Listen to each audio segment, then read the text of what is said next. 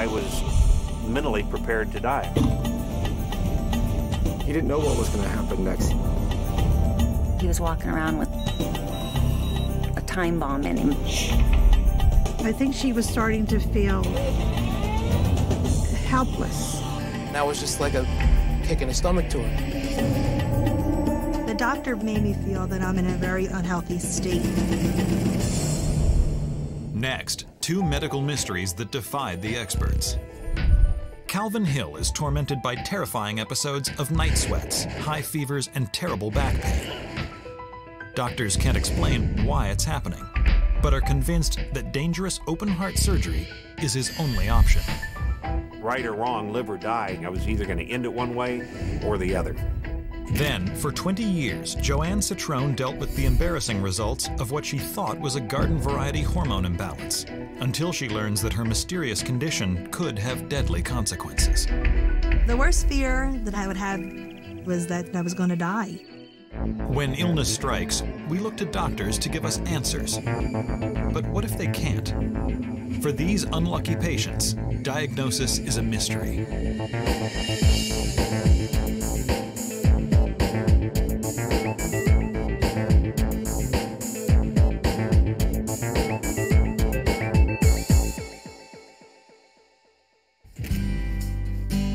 "56-year-old Calvin Hill is a member of the Georgia State House of Representatives. Having served in the military before getting into politics, he's always been an active and busy man. I was in the Marine Corps, and I think that started my lifelong desire to stay physically fit. He's a very dynamic person. He doesn't like to just sit and do nothing. He has to constantly be involved in some project. Calvin's a very energetic person, very driven. Nothing could slow him down. But Calvin was forced to slow down briefly in 1990 to have a pacemaker installed. And that was done primarily for an electrical short circuit that sometimes made my heart beat irregular or would stop. The procedure went off without a hitch, and for years Calvin didn't think twice about his health. But then, one spring day over a decade later, that all changed. Spring in Georgia is very messy. And Calvin is a neat freak and was going to pressure wash the driveway and the deck. I must have hit a wasp nest, which was underneath the deck, and a tremendous amount of wasps came out and attacked me by hitting me on my leg. And even though I know better, I took the pressure washer and tried to knock the wasp off my leg. Before he knows what's happening, 3,000 pounds per square inch of pressurized water rip into Calvin's flesh, virtually sanding off several layers of skin. I was amazed at the severity of what the pressure washer did. I mean, it literally looked like it just took the skin right off the bottom of his calf, and you could see, you know, like flesh. I really didn't even consider going to the doctor myself. I felt that it was something that I could clean up with a little bit of alcohol and hydrogen peroxide, and it would heal up in a few days. Calvin's prediction is right. After a few weeks, all that remains of the accident is a small scab on his leg. But a month later, as he and his wife prepare for a 10-day vacation to Belize, Calvin starts feeling strange. I began to start having the sweats. I felt nauseated. My back would hurt particularly, flu-like symptoms. I said, well, we can postpone the trip. We don't need to go. He insisted that he was okay. It's just a bug. It'll be gone. Calvin and Cheryl decide to go ahead with their trip. But during the flight to Belize, he takes a turn for the worse. I was beginning to run a temperature, started sweating, and was feeling very, very bad. Started having a pain, particularly in my lower back.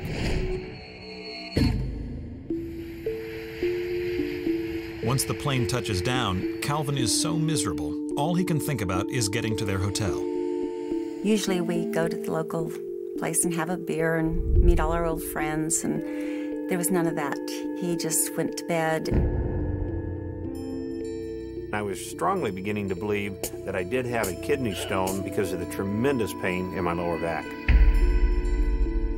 It was extremely intense, and I would pant very rapidly to reduce the pain.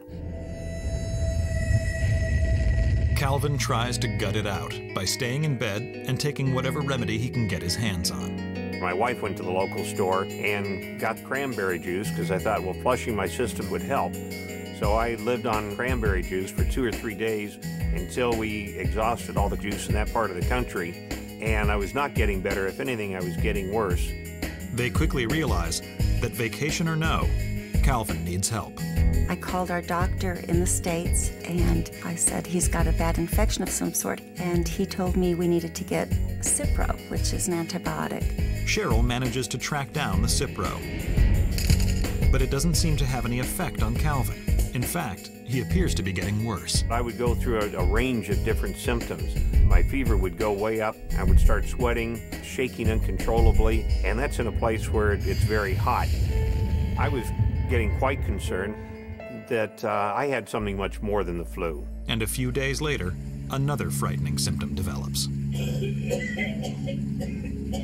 I started coughing blood after about a week of being sick like this. I called my doctor one more time and told him about that, and he said to see him as soon as I got back. The day after he returns, Calvin heads to his doctor's office, hoping for some relief.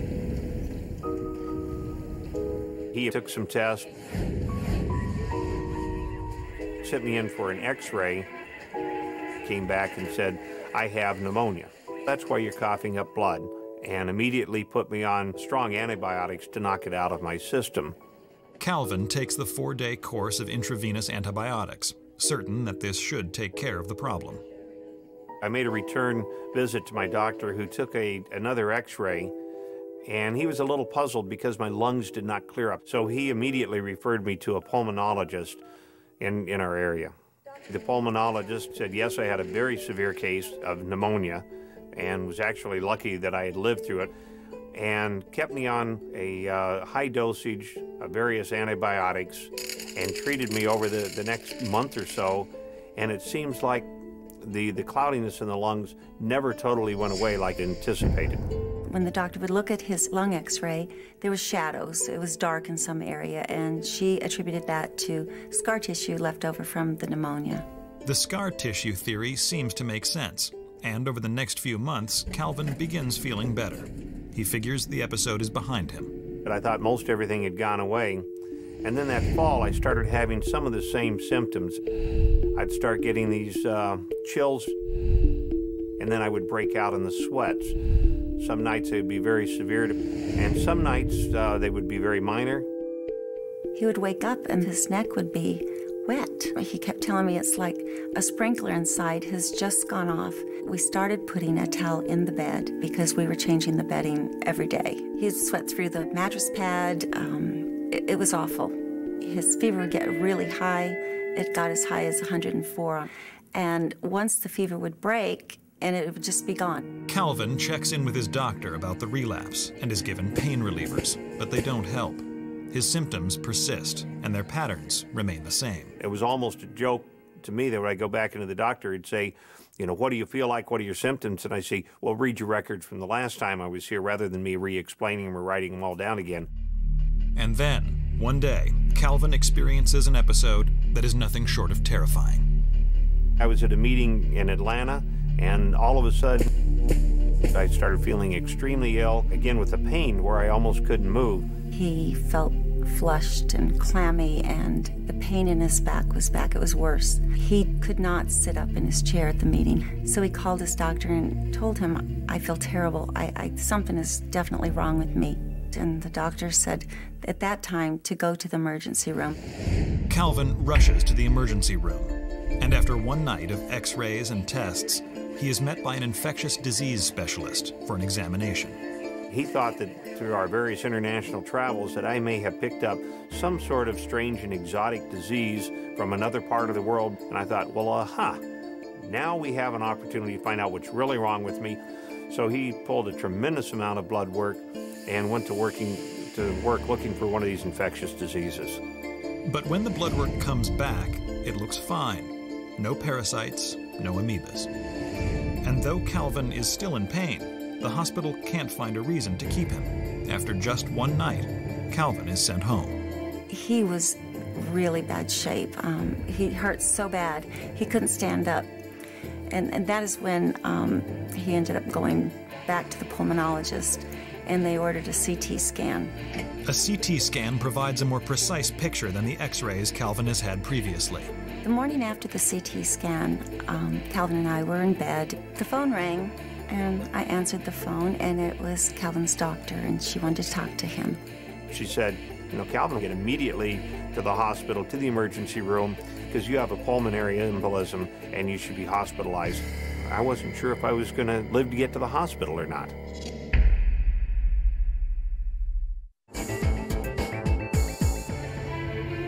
"56-year-old Calvin Hill is being rushed to the hospital. His doctor has just discovered that he has suffered a pulmonary embolism, a blood clot in the lung that can kill almost instantly. I was extremely frightened. Now, at that point, I really didn't know what a pulmonary embolism was. All I knew is it was quite often deadly. It scared us a lot that he was walking around with a time bomb in him, basically. At the hospital, Calvin is immediately put on blood thinners to prevent another clot from forming in his lung. For now, it seems he has dodged a bullet. We did feel that that was the cause of all the other problems. He was feeling confident that they'd found it and it's over. And we would just go along with the treatment. And if he had to stay on blood thinners the rest of his life, he'd do that. The pulmonary embolism scare is over, but Calvin's symptoms, night sweats, high temperatures, and excruciating back pain continue on and off for months. And then, in October 2004, the bullet he thought he dodged returns when he's brought to his knees by another pulmonary embolism. And this really intensified my fear because I was afraid just one more time I would get a big embolism and that would be it. So I was extremely fearful on how many more I could possibly survive. And it keeps happening. So at the time I was having 4, 5, or 6 pulmonary embolisms, some of them big and some of them fairly minor. They just keep intensifying. It feels like you've been shot in the stomach with a cannonball or a bowling ball. And literally a couple of times it has just knocked me to the ground. We were certain that there's some underlying cause that nobody seems to be able to find out. That there is a disease hiding in there, and maybe it sleeps for a while and then it comes back. And I felt again like a revolving door. I would get well for a while and then I'd end up back in the hospital a couple months later. I felt that I was sinking a little bit lower and lower every time. I was not recovering as quickly or as well as I had before. I was really starting to get concerned because in my mind, most of the people that he sought medical assistance or help from had enough time to come up with an answer of why he had been feeling the way he had been feeling. That felt like they were just throwing darts in the dark. And they didn't even know if they were hitting the wall, let alone the board. I thought medical science had advanced to such a point that I could not accept that they couldn't find the root of my illness and the root of my disease.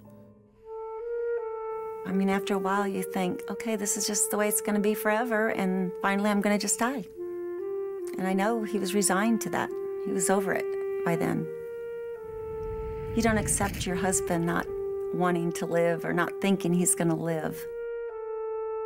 We just pushed on, you know. I did what I could to make him feel better. We listened to the doctors, we told them the stories, and they would all come back with no answers for us.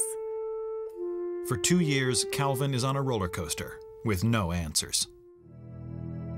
They were scratching their heads. They didn't have a clue what was going on. Then Calvin tries a new tactic.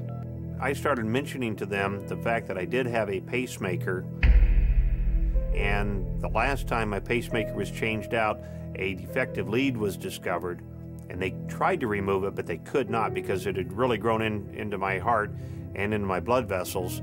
And so instead they just cut it off and capped it at both ends and inserted new leads. Doctors seize on this and suggest that perhaps the defunct pacemaker lead could be causing abnormal growths in Calvin's chest, creating the clots.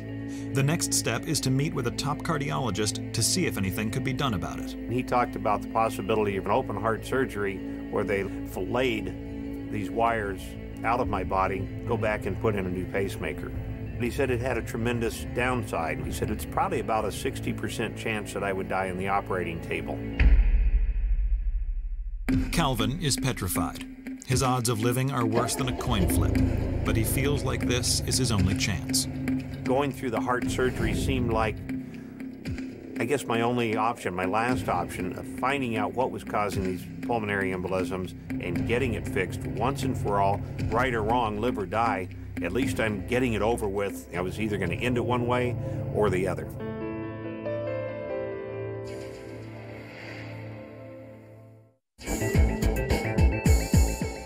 For 2 years, Calvin Hill has miraculously survived multiple pulmonary embolisms, for which his doctors can find no cause. We didn't want to keep harping on the negative things that were happening, but there was no doubt that we all felt like he didn't have a whole lot of time with us. After ruling out the usual sources, a piece of his pacemaker stands out as the only possible culprit. So the day before Thanksgiving 2005, he is admitted to the hospital for an extremely risky heart surgery. Doctors have told Calvin he's got a 40% chance of coming out of it alive. The day that I was going in for surgery was rather quick. Went in extremely early in the morning. They came in and prepped me, got me all ready. I think emotionally I was kind of ready. I was almost eager to get this over with, though I started getting extremely nervous. We weren't sure that when we said goodbye in the room that we'd ever see each other again. I think we stayed away from the serious discussions until right at the very end when they rolled me down toward surgery. And then we said our goodbyes and told each other how much we loved each other. And I still remember those moments very clearly and obviously get a little emotional about them. It's just a horrible feeling to know that one minute you're talking to somebody that is part of your life, and over the next couple hours you don't know if they're going to be around. I was mentally prepared to die. I was, making my peace, praying, if you will, and just saying, God, do whatever you want to with me. I'm yours.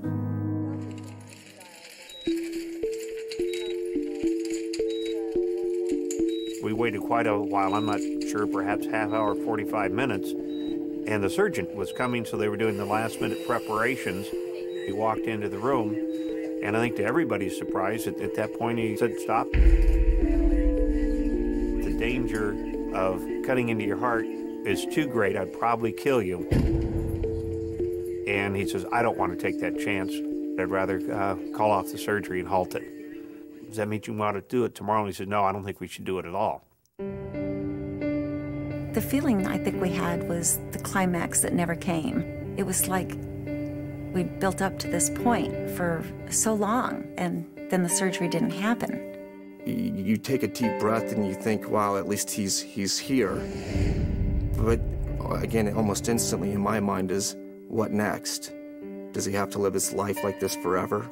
He didn't know what was going to happen next. He just knew that they weren't going to perform the surgery. Calvin doesn't know where to turn. The next few months are relatively quiet, but then in March of 2006, the terrifying symptoms return, and he fears it's another pulmonary embolism. At his wit's end, Calvin consults another team of cardiologists, but their conclusion only frustrates him more. And they again decided the underlying cause for this PE must be somewhere in my pacemaker. And they said, "Mr. Hill, we know exactly what we need to do to you. We need to cut your heart open and take that thing out of you." Calvin can't believe what he's hearing. The doctors want to open up his chest and remove his pacemaker, the exact same operation that his last doctor aborted because it was too dangerous. And at that point, I think my frustration level just peaked. And I said, "No, you're not. I don't think that's it anymore. I think you're wrong, and I think everybody else is wrong. You're not going to cut into me. You're not going to kill me." I realized that all these different specialists were probably right in what they were finding, but they were not able to find a cause. And there had to be somebody else that could look at all of these tests, somebody we hadn't talked to yet. Calvin reaches his boiling point and is walking a fine line, but he's determined to find the solution.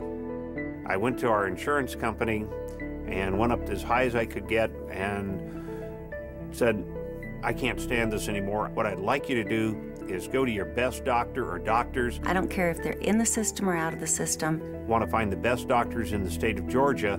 I don't care how much it's going to cost. Have them pull all of my records, talk to all of my specialists. I am dying. And see if we can find another cause for this.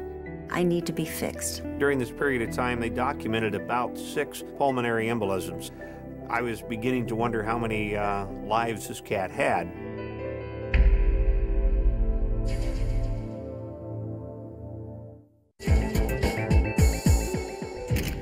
Calvin Hill is fed up. He spent almost 3 years suffering bizarre symptoms and life-threatening pulmonary problems, only to be bounced from doctor to doctor, getting no real answer. The doctors did not indicate they had any idea what was wrong, and they had no answer for us. After narrowly avoiding a procedure that most likely would have killed him, Calvin demands his insurance company find him a doctor who can get to the bottom of his illness. And in March 2006, Calvin meets with Dr. Rob Schreiner, a pulmonologist. From time to time, I'm asked to see patients who have been ill for a long time and have seen a number of physicians and yet weren't well. Calvin was such a patient. Dr. Schreiner had a very, very good record of exactly what did happen. You know, it was like a fresh set of eyes looking at everything that had happened. And after scouring all of Calvin's records, test results, and x-rays, Dr. Schreiner notices something strange about Calvin's case.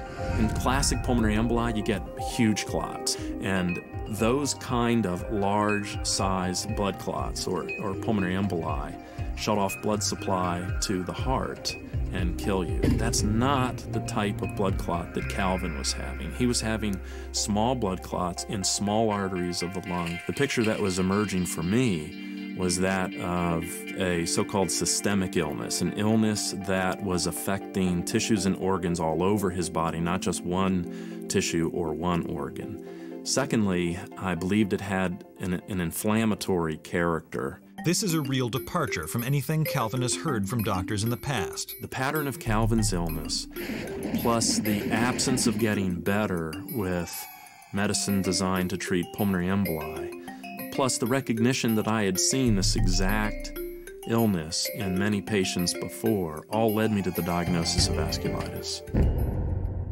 Vasculitis is an illness in which the immune system attacks the body's own blood vessels. The vessels become inflamed and swollen, causing pain, ruptures, and in some cases, a breakdown in normal organ functions. It affects thousands of Americans each year. Calvin was surviving these repeated episodes of blood clot because he wasn't having pulmonary emboli syndrome. He was having blood clots form in the chest as a result of the vasculitis. While doctors are unsure what exactly triggers vasculitis, in some cases it has been known to occur after an injury, burn, or infection. At that point, I said, well, you know, doctor, there's one thing I did not tell you. It was a couple months before the first time I had these symptoms that I had this injury to my leg. And for him, it was one of those aha moments where he says, that is probably the trigger.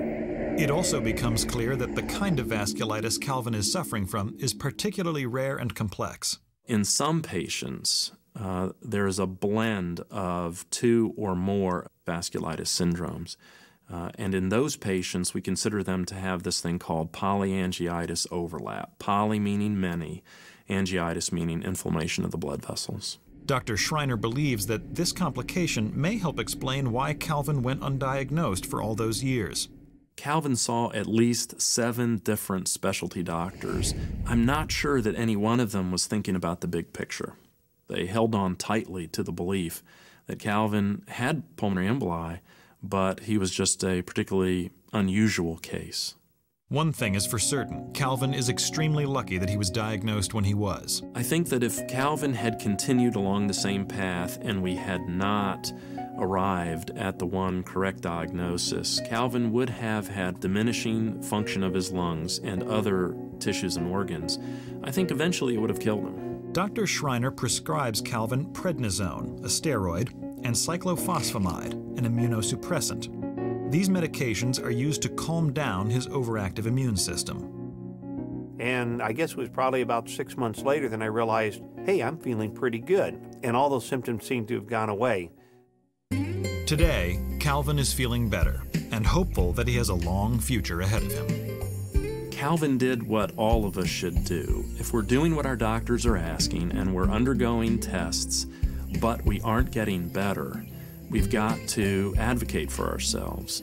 I think if I hadn't made the final decision to talk to my insurance company and tell them I needed something else, I'm sure I'd probably be dead by now. When Calvin Hill was confronted with the possibility of his own death, he fought back and regained control of his health. But years of chronic symptoms and disinterested doctors almost forced Joanne Citrone to give up on ever finding a cure.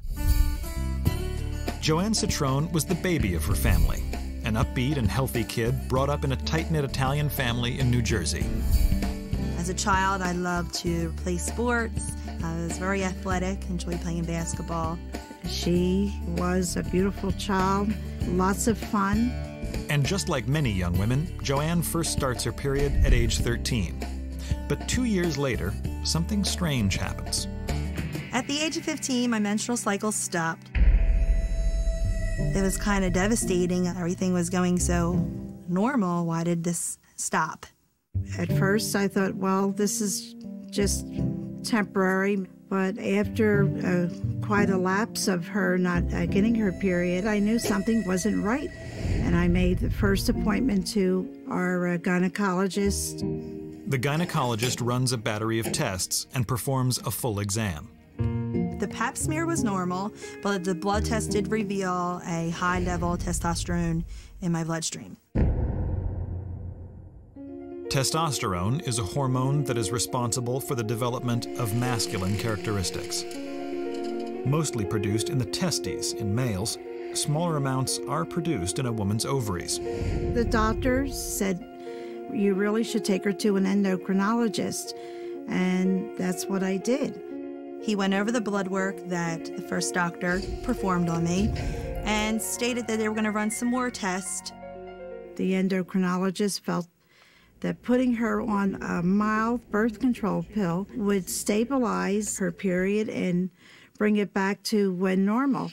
Joanne goes on the birth control pill, and after 2 months, her period returns. Her blood still shows high testosterone levels, but her doctor doesn't seem worried. He really didn't make much of it. We just discussed it that yes, it is still high, but continue on the birth control pill, and this was something that I had to accept.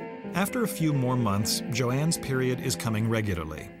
But soon, she sees another change. In 1 year, I went up at least 50 pounds. I just looked swollen, and I hated looking like that. Joanne is told the weight gain is a side effect of the pill.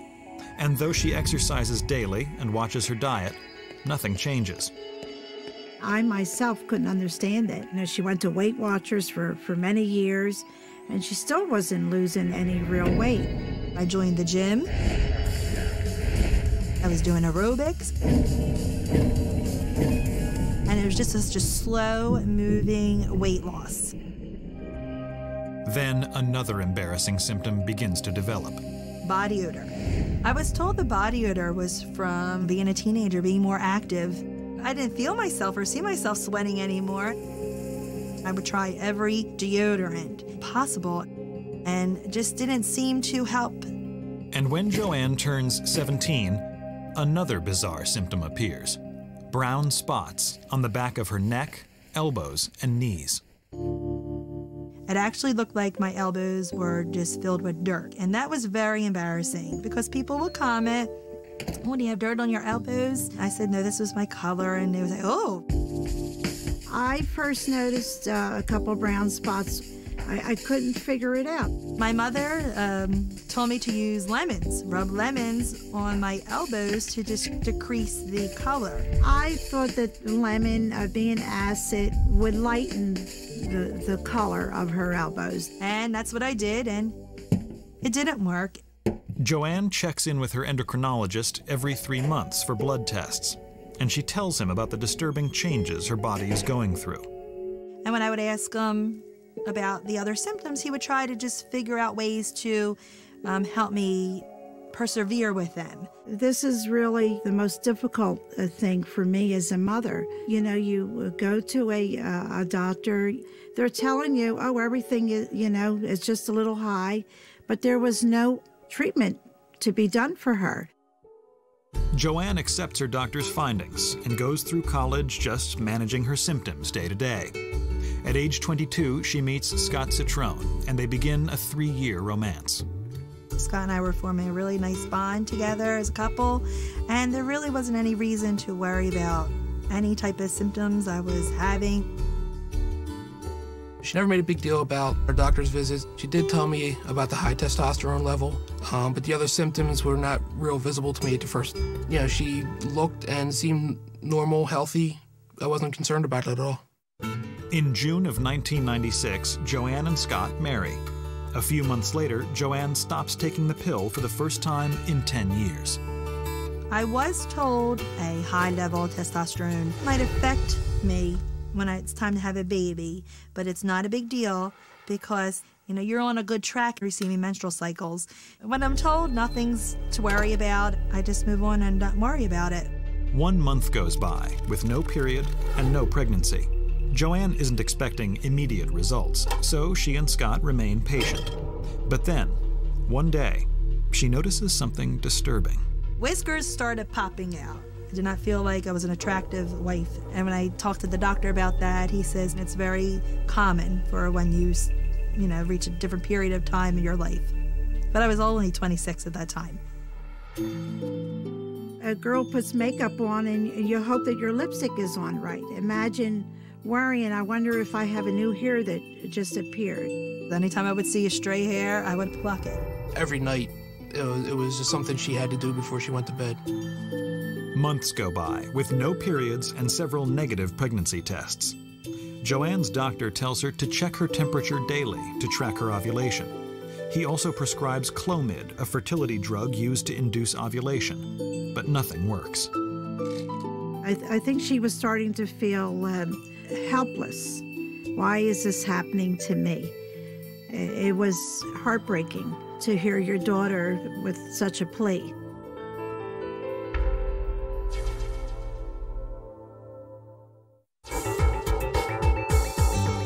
Six-year-old Joanne Citrone has been suffering for over 10 years with bizarre and embarrassing symptoms: weight gain, body odor, discolored skin, facial hair. She has also been unable to conceive a child. Her doctors say these are all results of elevated testosterone levels, but are nothing serious to worry about. We had confidence with the doctor's diagnosis, and there wasn't any questioning of why I continually had high testosterone every 3 months of my blood work. So you just move on and live life. Desperate to get pregnant, Joanne continues with her regimen of fertility drugs. But after 3 months and no pregnancy, her doctor delivers some bad news. He told me he couldn't treat me anymore for my infertility if the Clomid wasn't jump-starting. He reached his limits of what he could do for us as a couple trying to conceive a child. I felt really failed by him. Why? After going to a doctor for 10 years, didn't he fix me? It just seemed like he did all he could and he was done. And he just pushed us off onto someone else. But Joanne is determined to have a baby. And of all the symptoms she endures, her infertility is the only one she is not willing to accept. Eventually, she decides to go to a fertility clinic. During consultation, I gave the doctors the full 10-year background of why I was going to the endocrinologist. And I did mention high testosterone to him. There was never even an emphasis on how we're going to handle that. Their emphasis was to produce a baby for us. Never during that time frame was my high testosterone noted, checked, concerned about. Nothing. It seemed like it was forgotten about. Over the next few years, Joanne endures 6 artificial inseminations, none of which result in pregnancy. The next step is in vitro fertilization. They were able to retrieve 48 eggs, 30-some were fertilized, they implanted them. 10 days later, we were pregnant, and it was a really good feeling at that point. But their joy over this pregnancy is short-lived. My girlfriend took me out to one of our favorite restaurants, and I feel these twinges, and I started spotting. And immediately we left. So they had to drive me to my aunt's house right up the street. And I had to call Scott. And as I'm calling on the phone, I feel something just drop. I miscarried at my aunt's house. Joanne is crushed. She immediately abandons the fertility treatments and seeks out the opinion of a new OB/GYN in Philadelphia. He looked at all my levels, and he looked at the fact that I did not have a period since 15. He just said that even if I did get pregnant again, it would be a non-viable pregnancy. Give up the fact that you can have a child. The eggs aren't good. You're not going to have a child. Get over it. The doctor confirms that Joanne's eggs are compromised because of her high testosterone levels, but he informs her that non-viable eggs are the least of her problems. Her history of irregular periods puts her at risk for a deadly disease that none of her other doctors, all these years, had ever mentioned. Cancer. That's all I had to hear. You know, that was enough for me to say that we're done. You're going to get back on the pill and you're going to regulate yourself. The doctor really made me feel that I'm in a very unhealthy state. The doctor visit is shocking, but a reality check. They decide to pursue adoption, and Scott urges her to see a new doctor in order to get her testosterone levels under control. Well, I go into the endocrinologist, and he said, Joanne, what other symptoms of polycystic ovarian syndrome have you had? I've never even heard of polycystic ovarian syndrome. What is that? Polycystic ovary syndrome, or PCOS, is a hormonal disorder in which the ovaries overproduce testosterone. While Joanne has known since the beginning that she suffered from an imbalance in her testosterone levels, she'd never actually been given a diagnosis before. The recommended treatment is to go back on the birth control pill. So I did walk out of that office with that diagnosis. I accepted it. I didn't care about anything anymore. I was done with doctors.